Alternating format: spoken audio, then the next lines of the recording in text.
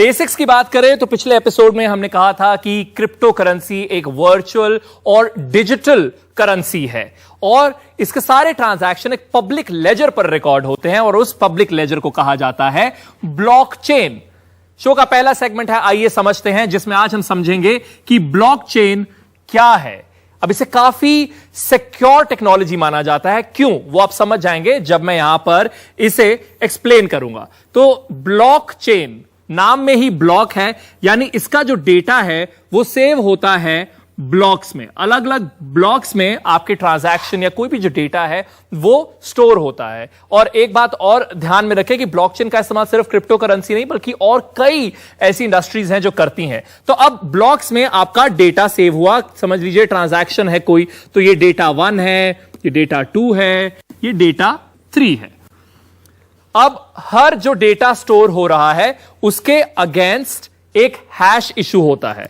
अब वो हैश क्या है? ये हैश एक यूनिक कोड होता है। जिस तरीके से आपका आधार नंबर होता है जो आपको फिंगरप्रिंट देने के बाद मिलता है, वो यूनिक है।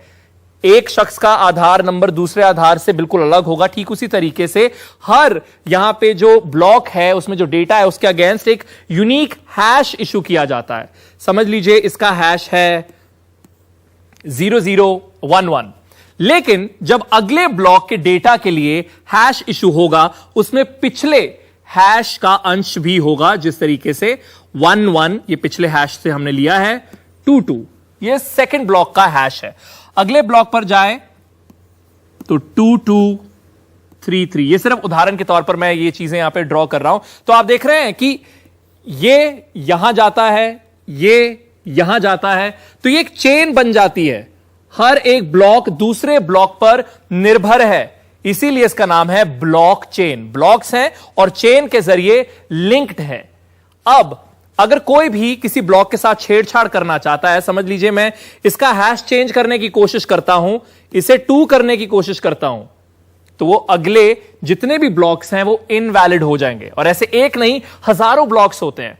कोई भी स्कैमर कितने ब्लॉक्स को चेंज कर लेगा। और वहीं नेटवर्क पर मौजूद जितने भी कंप्यूटर्स हैं, जितने भी नेटवर्क पर जितने भी सिस्टम्स हैं, उन पर इसकी कॉपी है।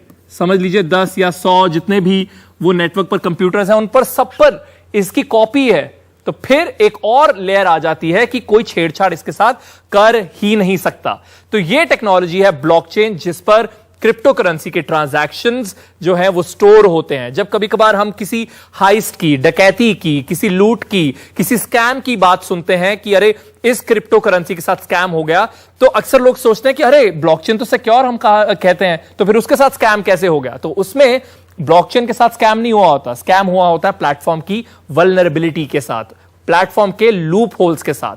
ब्लॉकचेन अपने आप में ऐसी टेक्नोलॉजी है जिसे प्रैक्टिकली कॉम्प्रोमाइज होना एक तरह से इंपॉसिबल ही है। क्यों? क्योंकि जैसा मैंने कहा कि चेन बनी हुई है, आप किसी एक ब्लॉक के साथ छेड़छाड़ करके कुछ भी हासिल कर ही नहीं सकते। तो यह है ब्लॉकचेन।